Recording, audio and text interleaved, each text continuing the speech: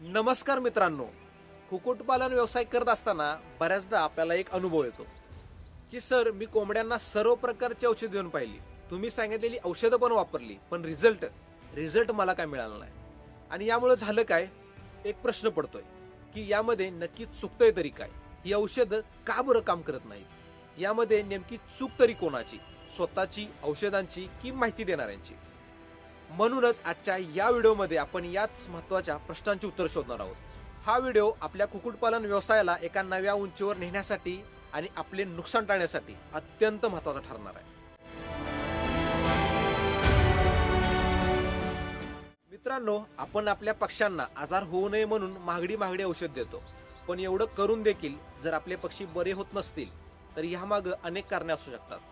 यामध्ये प्रामुख्याने दोन गोष्टी कारणीभूत असतात. यामधील पहिली गोष्ट म्हणजे माहितीचा अभाव आणि दुसरी गोष्ट म्हणजे कुणाकडून तरी मिळालेली चुकीची माहिती. चला तर मग आज आपण पाहूया की यामध्ये आपल्या हातातून नेमक्या काय काय चुका होतात ते. यामधली पहिली जी चूक असते ती म्हणजे अँटीबायोटिकचा चुकीचा आणि सतत वापर. बऱ्याच वेळेला आपण काय करतो की पक्षी आजारी पडू नयेत या भीतीने त्यांना आपण सतत थोड्या प्रमाणात अँटीबायोटिक देत राहतो. पण यामुळे होतं काय, तर कोंबड्यांच्या शरीरामध्ये जे विषाणू आणि जीवाणू असतात तर ते ह्या अँटीबायोटिकला सरावतात, म्हणजे त्यांना ह्या अँटीबायोटिकची सवय होऊन जाते. आणि भविष्यात ज्यावेळी ह्या जीवाणू आणि विषाणूमुळे कोंबड्यांच्या शरीरामध्ये आजार वाढतात तर त्यावेळी तुम्ही कोणत्याही प्रकारचे अँटीबायोटिक द्या तर त्या कोंबड्या त्या अँटीबायोटिकला अजिबात दाद देत नाहीत, म्हणजे त्यांच्या शरीरामध्ये त्या जीवाणूची संख्या वाढतच राहते आणि पक्षी आजाराने मरण पावतात. यावरती महत्त्वाचा उपाय म्हणजे काय, तर अँटीबायोटिकचा वापर सतत करण्याऐवजी फक्त कोंबड्यांना जर आजाराची लक्षण दिसली किंवा कोंबड्या जर आजारी असतील तरच तेही डॉक्टरांच्या सल्ल्याने किंवा अनुभवी लोकांच्या सल्ल्यानेच दिली गेली पाहिजे.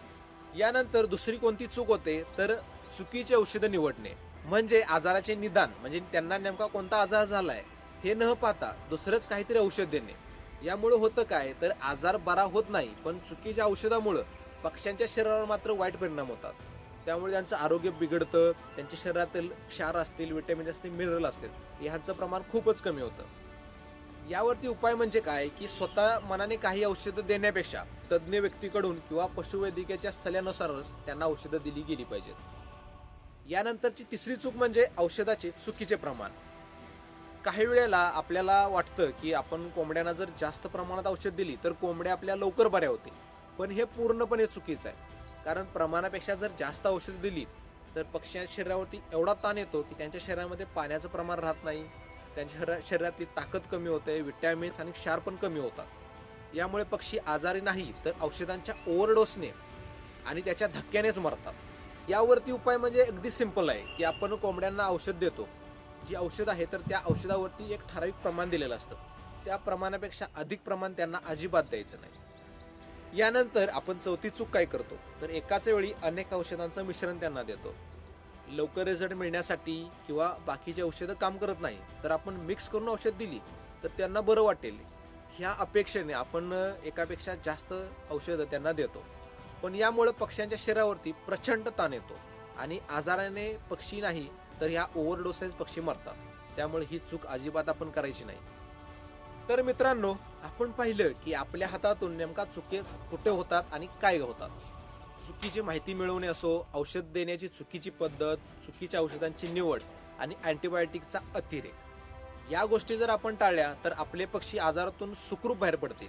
फक्त माहिती असून चालत नाही, तर ती योग्य आणि अनुभवी व्यक्तीकडूनच घेतली गेलेली असावी, तरच आपल्याला आपल्या पक्ष्यांचे आरोग्य वाचवता येईल. जर तुम्हाला अशीच अचूक आणि शास्त्रशुद्ध माहिती एकाच ठिकाणी हवी असेल ना, तर आपल्या चॅनलला आत्ताच सबस्क्राईब करून ठेवा.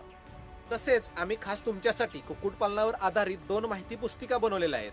जर तुम्ही ह्या 2 मार्गदर्शिका वाचल्या तर कुक्कुटपालनाविषयी तुम्हाला कोणतेच प्रश्न शिल्लक राहणार नाहीत. या माहिती पुस्तिका मिळवण्यासाठी तुम्ही स्क्रीनवर दिलेल्या नंबरवरती थेट फोन करू शकता किंवा आत्ताच आपल्या वेबसाईटला भेट देऊन तुम्ही ह्या माहिती पुस्तिका घरपोच मागू शकता.